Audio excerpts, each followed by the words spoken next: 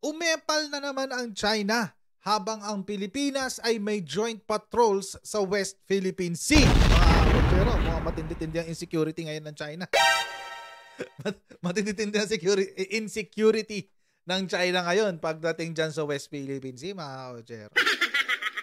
Damang-dama ko yung kanilang kaba. But anyway, ito yung balita, mga kochero. Basahin natin yung balita kanina. Ito yung sinabi. Chinese jets seen shadowing Philippine aircraft during AFP drill with Australia. Yan. Huwag niyo pong kalimutan, mga kochero, may atraso din ang China sa Australia ngayon. Kasi meron silang inatake na tao dito, may isang Australian ship, if I'm not mistaken. Ang inatake ng PLA, People's Liberation Army, sa may exclusive economic zone ng Japan. So medyo mainit talaga ngayon din tong sitwasyon ng Pilipinas, ng Australia at ng China. Kaya hindi na ako magtataka kung bakit nakabuntot sila ulit. By the way, this is the second time. Pangalawa na ho ito. Una ho was last week nung nagkaroon tayo ng maritime patrols with the US. Okay, tapos habang nagaganap yung maritime patrols na yan kasama ng Amerika, syempre andun din ang China. Kunyari na pinapaalis. Pero sa totoong buhay wala, nanonood lang. Pero syempre, ang press release nila sa bansa nila, ay pinaalis namin sila. Ang loser ang wala. Ayan. Anyway, mamaya natin basahin ito yung sa US. Ito muna sa Australia. Ayan. Ito. Chinese jets seen shadowing Philippine aircraft during AFP drill with Australia. Okay. Basahin natin to. Chinese jets shadowed an aircraft used during the joint patrol of Australia and the Philippines in the West Philippine Sea nung linggo. Kanina ho ito, no? According to Armed Forces of the Philippines Chief of Staff General Romeo Browner Jr. Yan. Sabi, two People's Liberation Army or PLA, yun yung parang AFP ng China, yung PLA, no? Browner said two People's Liberation Army jet fighters were found circling a Philippine Air Force Super Tucano attack aircraft around the vicinity of the Hubo Reef in Kalayaan Island Group. So sa KIG to. Bago tong Hubo Reef, no, sa pandinig ko, parang hindi pa yata to naging issue. Although yung Whitsun Reef, yan, naging issue yan. Scarborough Shoal, naging very, very contested waters. Ayungin Shoal, ayan. Pero itong bago to, itong Hubo Reef na to. Yan. May dalawang Chinese jet fighters na umikot dun sa plane natin. Yan ang sinabi ni General Browner kanina sa isang phone interview. Umikot yung mga eroplano, jet fighters, ilikutan yung Super Tucano natin, pero yung Super Tucano, dire-diretso lang. Kung ano yung flight path niya, kung ano yung plano niya, tuloy-tuloy lang. Pero syempre, sa balita, yung balita na ipa-press release ng China sa bansa nila, sasabihin lang, pinalayas namin sila. Yun ang lalabas sa balita nila, sigurado. Pero sa Pilipinas, hindi, wala. Hindi kami pinakialaman yan. Tuloy-tuloy lang kami. Ay, nako. Top military official noted that no untoward incident occurred so far and the joint drills of Manila and Canberra will last until November 27. Hanggang ngayon, Lunes. So from Saturday to Monday pala, no?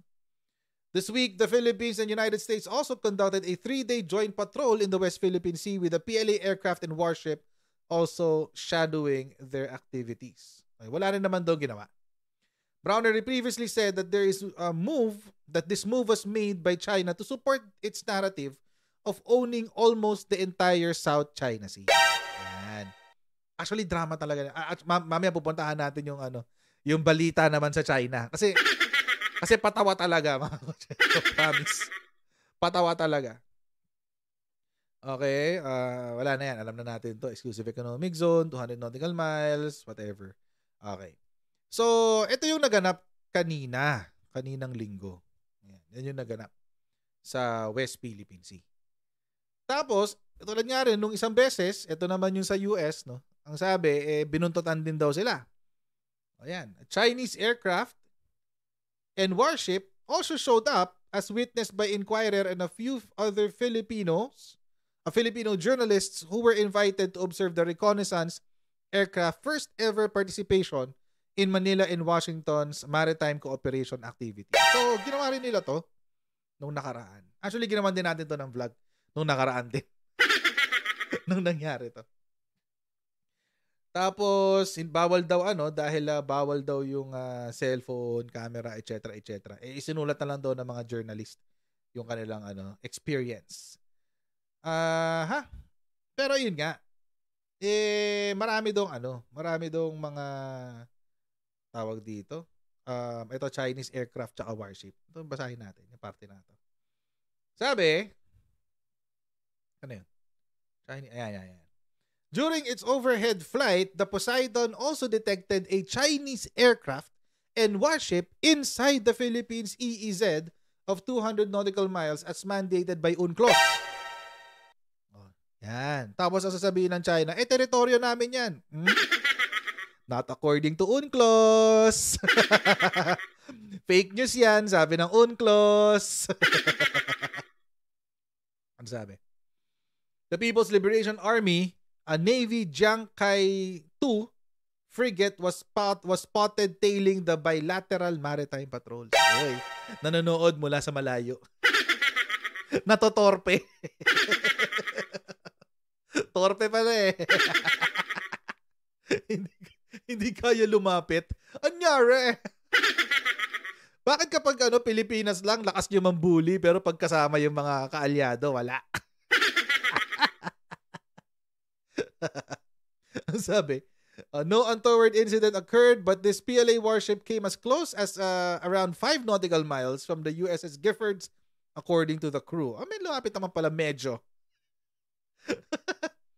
As the crew identified the aircraft as Shanxi Y-9 transport aircraft of the PLA, Klein said the American surveillance aircraft only traversed as far as 105 nautical miles southwest of Lubang Islands, and the Chinese assets were detected not too far from this. And tapos, of course, EEZ, etc. Wag na natin pag-usapan yan. Ngayon, mga kotsero, syempre, merong may sariling kwentong barbero itong China. Basahin natin yung version nila. Ayan. Ang sarap pagtripan nitong Global Times eh. Si Global Times, mga kotsero, ito yung parang nila, PTV. So, government-owned to. At lahat ng propaganda ng China dumadaan dito. So, anong sabi? Ito naman yung balita nila doon sa China naman, sa mga English-speaking nila.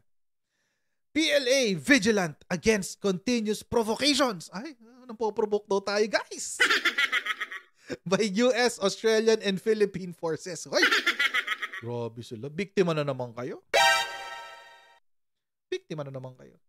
Ayan. Enlisting countries outside of South China Sea to raise tension destabilizes region, sabi ng mga eksperto. Sino kaya eksperto na ito, no? Sino kaya experts ito? Sino kayo experts nito? No, malamang sa malamang. Mga made in China. Diplomang made in China. Anyway. Ay, naku. The Chinese People Liberation Army is at high vigilance amid continuous provocations by foreign forces from the sea, displaying its high level of readiness, capabilities, and determination in safeguarding China's national sovereignty, safety, and maritime rights, sabi ng mga eksperto nung linggo.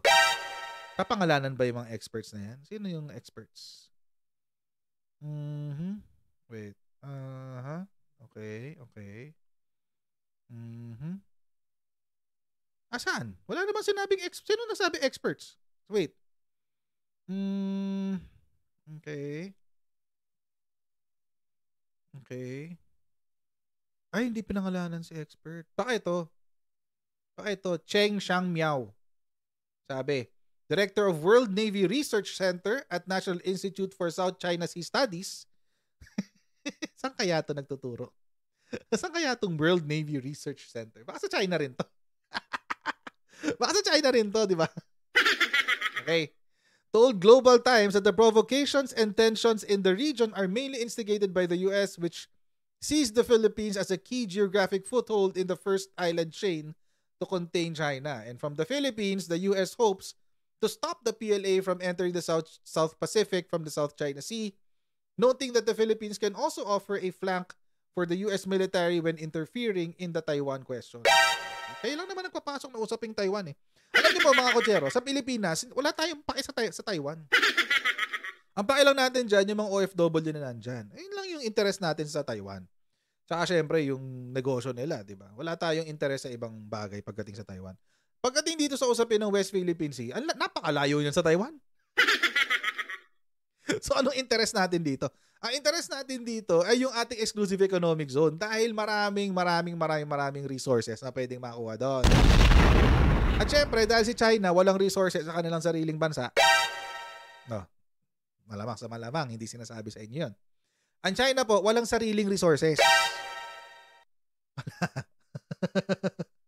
Wala sa sariling resources. Lahat ng pagkain nila, halos lahat pala, ini-import nila.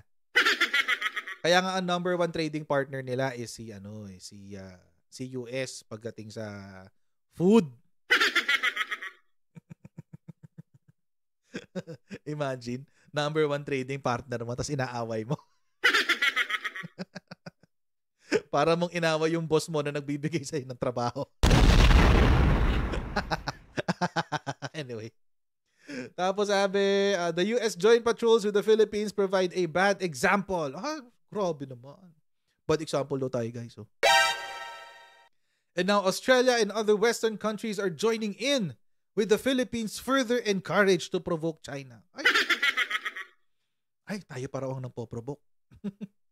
Take note po mga kotsera, ulitin ko lang. Kasi ang decision nga, na palaging sinasabi rin, pati ng mga pro-China, ang sinasabi nila, ang mga features daw neto na makikita sa West Philippine Sea, hindi nagre-resulta ng teritoryo. At tama naman.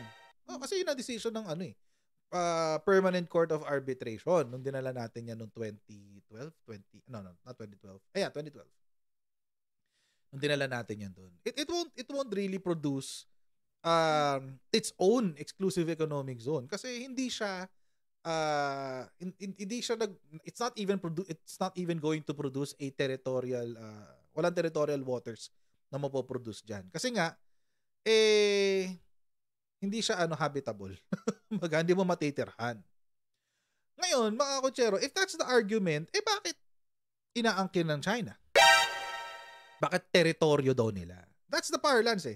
Yun yung ginagamit na lengguwahe ng China. Teritoryo daw nila yan. Mas malayo ang China dyan. Yun. Ano pa? Ulitin lang natin yung mga sinasabi ng mga pro-China advocates. Tapos sinasabi pa nila na may historical rights daw ang China dyan dahil matagal na rin nilang pinag-arian niya. Okay, hindi nga matirhan eh. Paano mapag-aarian? Hindi matirhan. Pero sige, assuming na totoo yun, may historic rights. May historic rights din naman ng Pilipinas. May historic rights din ng Vietnam. May historic rights din ng Malaysia. May historic rights din ng Brunei. May historic rights din ng Indonesia. Ang daming mayroong historic rights claims dyan. Pero, ano sinabi ng PCA, ng Permanent Court of Arbitration? Nung pumirma ang China at ang iba pang member states dyan sa UNCLOS, napawalang visa na yun. History na lang siya. Ang halaga niya ay history na lamang. Wala na yun. Hindi na counted yun. History na lang talaga siya. It's ancient history. Ang susundin na ngayon ay ang UNCLOS. Diba, yun ang naman ang primary na sinasabi ng mga pro-China advocates eh. Teritoryo yan ng China kasi may historical rights dyan ang China. Historic rights. But again, historic rights are ancient history in light of UNCLOS. Yun lang yun. Ganun lang kasimple yun eh. Tapos sasabihin nila, paano nga ang kining teritoryo yan? Hindi naman yung teritoryo ng Pilipinas. Hindi nga nagpo-provide ng territorial waters, yung geographical features ng mga iba't ibang geographical features ng West Philippine Sea. Okay, yun ang problema. O ba't inaangkin teritoryo ng China? Territorial waters nga daw nila yan eh. May sasagot kaya nun? Hindi ko alam kung may sasagot nun. Magpapaikot-ikot lang yan sa historic rights, tapos territorial waters ng China, historic rights, territorial waters ng China, hanggang sa mapagod na lang. Kasi ito sabi, ayan, ito yung bida-bida ng China. Ayan. The PLA's countermeasures against the recent continuous provocations by foreign military forces showed its high level of situational awareness on China's doorstep, including the South China Sea, the Taiwan Straits, and the East China Sea, allowing it to react rapidly and strongly. A Chinese military expert who requested anonymity told the Global Times on Sunday. Ang hilig sa anonymity. Ang hilig sa bida-bida. Ang sabi, nandun kami agad. Nandun yung Australia, tsaka nandun yung US. Nandun kami agad. Sabi ng China. Nasabi. Nandun kami agad. Makikita nga sa diary yan. Ayan, may headline nga eh. China aircraft. Chinese jets. Nandun daw agad. Sabi. Tapos ano ba yung sabi ng PLA? Countermeasures daw against the recent provocations by foreign military forces. Lumaban daw, pinaglaban daw ng PLA, ng People's Liberation Army, yung South China Sea. Bakit merong sinabi no untoward incident?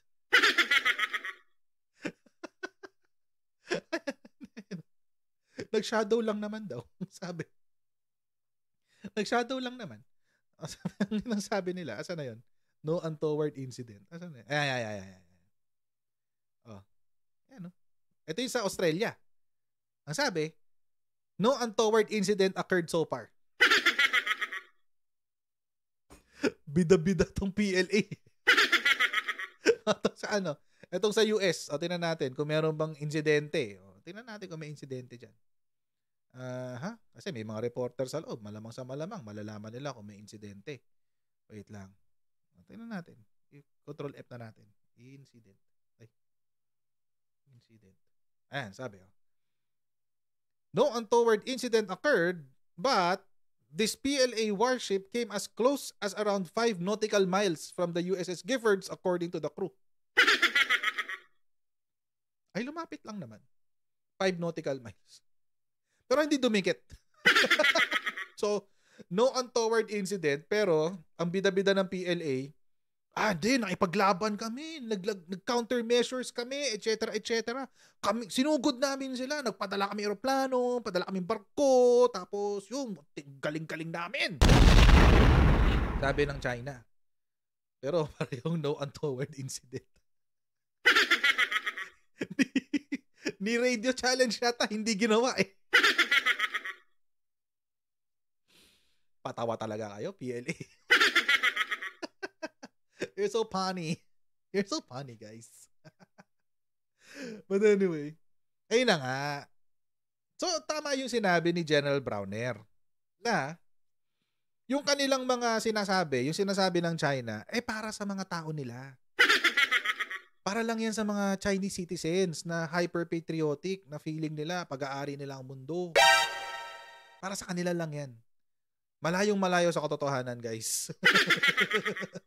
Kasi, ang yabang ng build-up, di ba? Countermeasures against the recent continuous provocation by foreign military forces showed its high level of situational awareness on China's doorstep, including the South China Sea. Ay, ganda ng build-up. Ganda ng build-up, guys. Yun pala, nanood lang. Ayan, shadowing lang. Grabe sa build-up ang China, no? Ibang level.